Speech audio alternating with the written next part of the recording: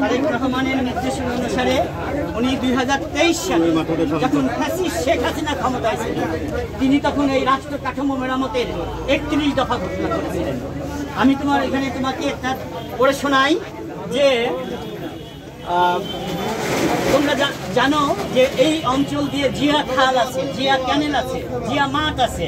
উনি বলছেন কৃষকের উৎপাদন এবং বিপণন সুরক্ষা দিয়ে কৃষি পণ্যের ন্যায্য মূল্য নিশ্চিত করা হবে।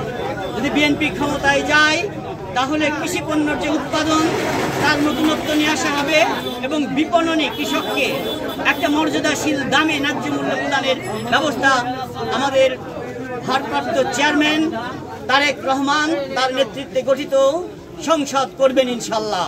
আপনাদের শুভকামনা প্রত্যাশা করি।